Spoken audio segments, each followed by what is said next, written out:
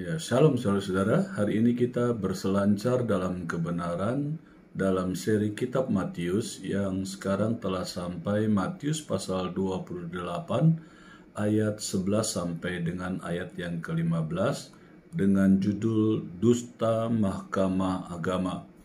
Saya bacakan ayatnya bagi kita semua. Demikian firman Tuhan. Ketika mereka di tengah jalan, datanglah beberapa orang dari penjaga itu ke kota dan memberitahukan segala yang terjadi itu kepada imam-imam kepala. Dan sesudah berunding dengan tua-tua, mereka mengambil keputusan lalu memberikan sejumlah besar uang kepada serdadu-serdadu itu.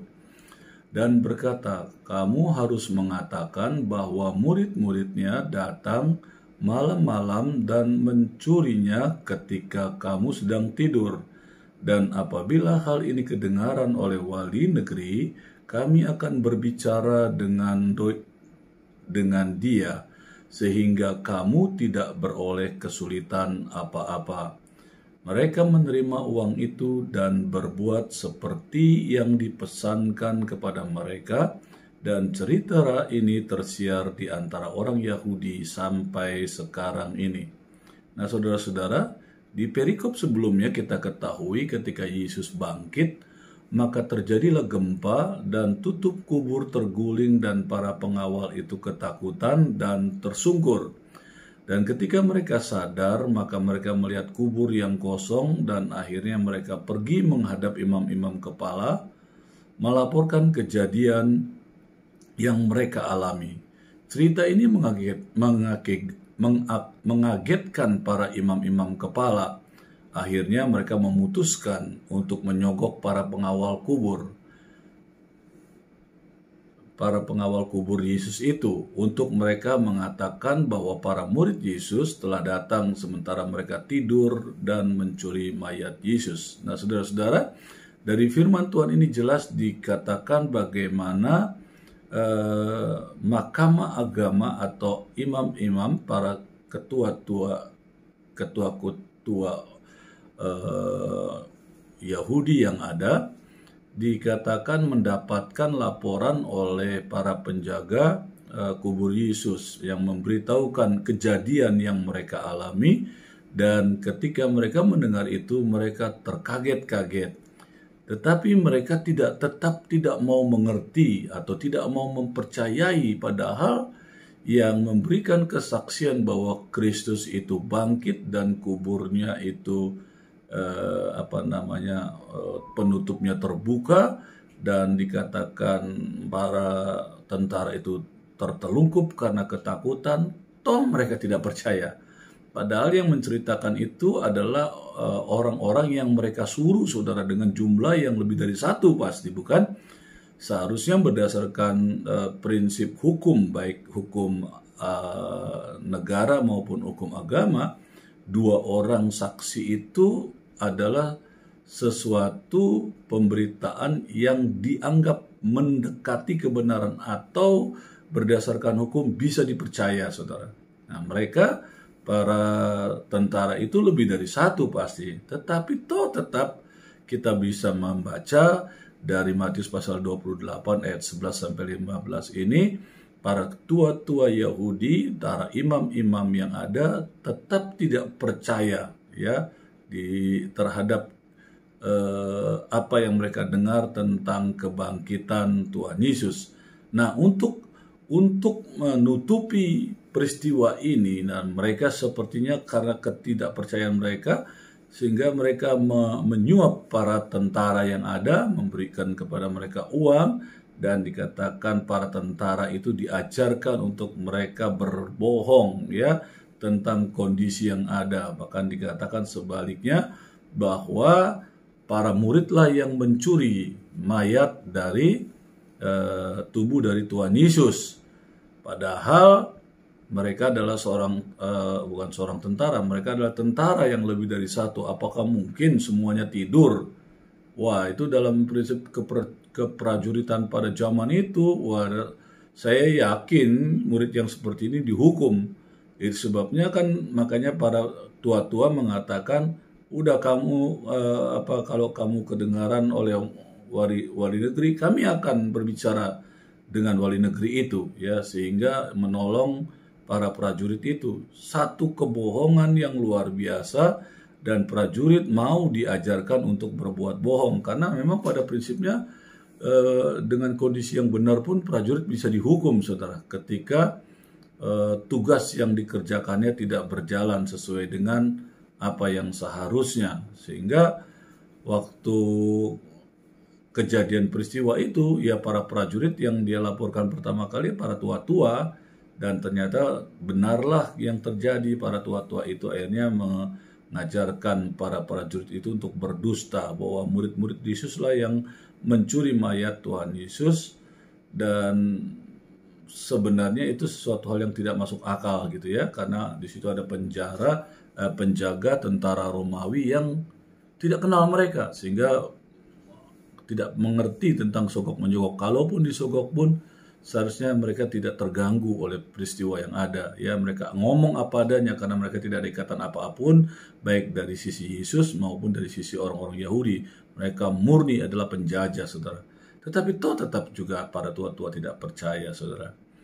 Dan seperti kita ketahui, saudara, ya, di dalam ayat yang ke-11, penjaga-penjaga melaporkan hal itu kepada imam-imam kepala, bukan kepada Pontius Pilatus yang menjadi pemimpin mereka, saudara. Karena dalam pasal 27 ayat 65, mereka diletakkan di bawah otoritas imam-imam kepala aja, jadi di bawah pengawasan atau di bawah otoritanya adalah para imam yang ada, saudara. Jadi itu sebabnya mereka tidak melapor ke Pontius Pilatus, karena mereka ada di bawah tanggung jawab imam-imam kepala, saudara. Ya, nah sebabnya penjaga-penjaga melaporkan hal itu kepada imam-imam kepala, bukan kepada Pontius Pilatus, ya, karena dalam Matius pasal 27 ayat 65 mereka diletakkan di bawah otoritas imam-imam kepala.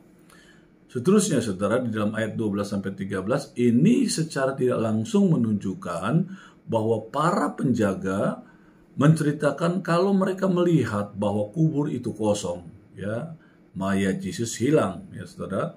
Jadi mereka bukan hanya melihat malaikat tetapi juga melihat kosongnya kubur Yesus itu.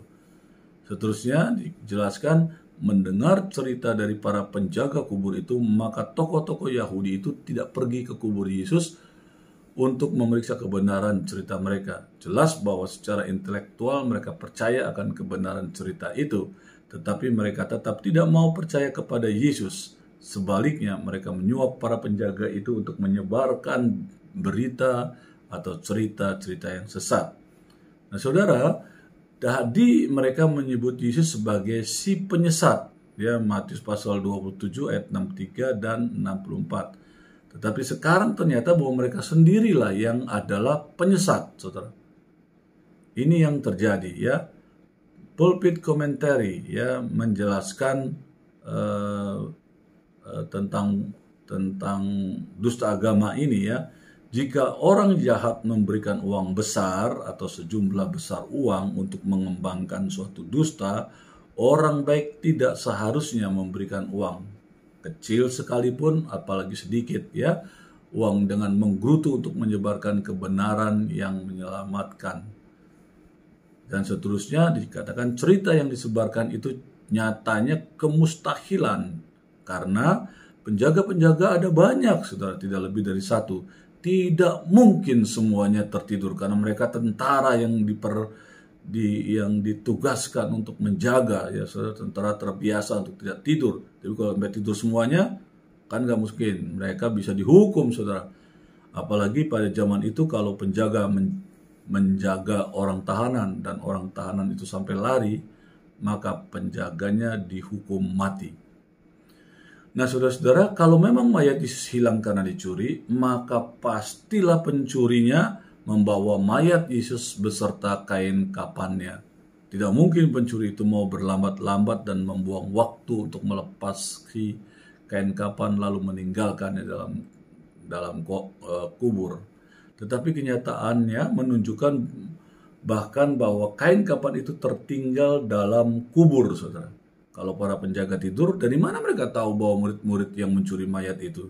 Juga kalau toh mereka akhirnya bisa tahu bahwa pencuri itu adalah murid-murid, mengapa mereka tidak mencari murid-murid itu untuk mendapatkan mayat itu kembali?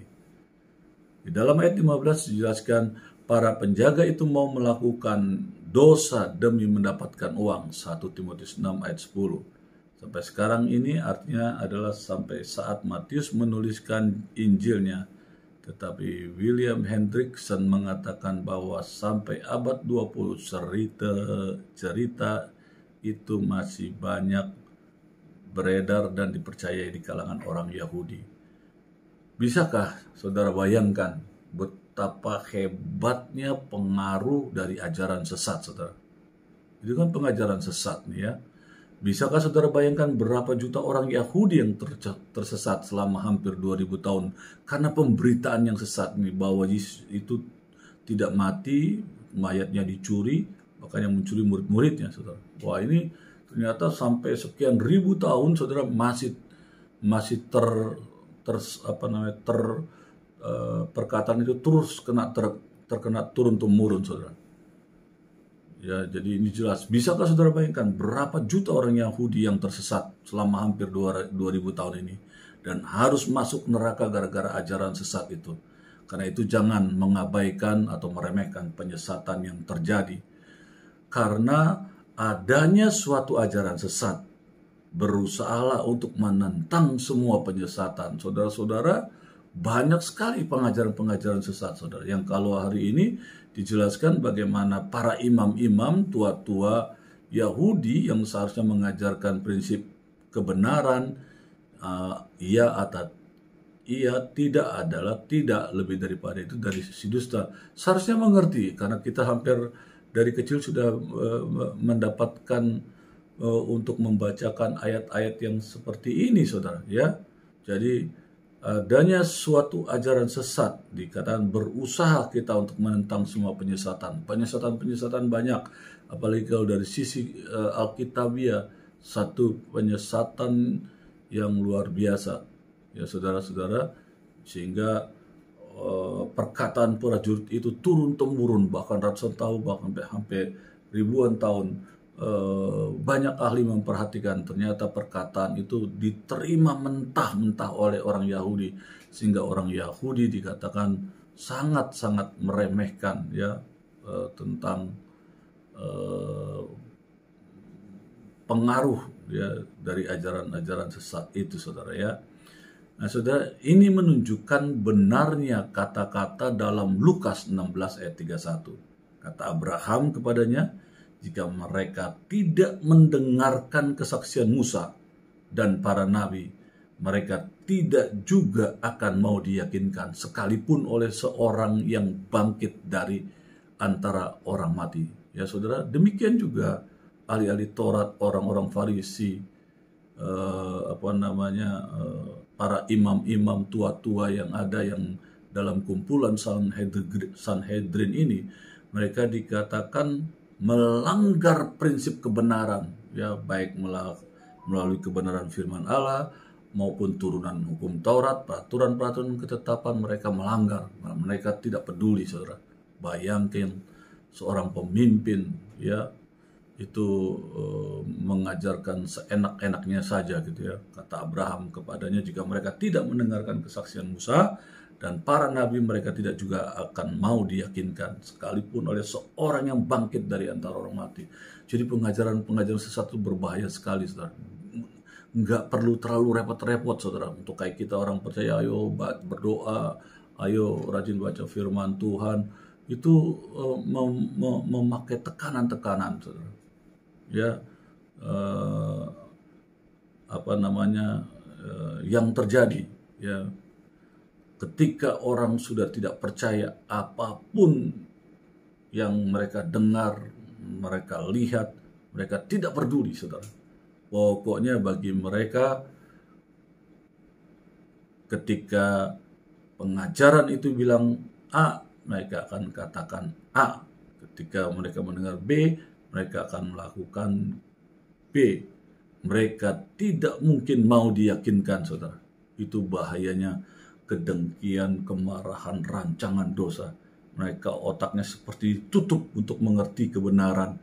Dan itu mereka lakukan, saudara, berabad-abad. Ya, saudara, luar biasa, saudara. Jadi sekalipun seorang yang bangkit dari orang mati, mereka temui, tidak dimungkinkan untuk mereka akan terus percaya dengan cara yang baik dan benar.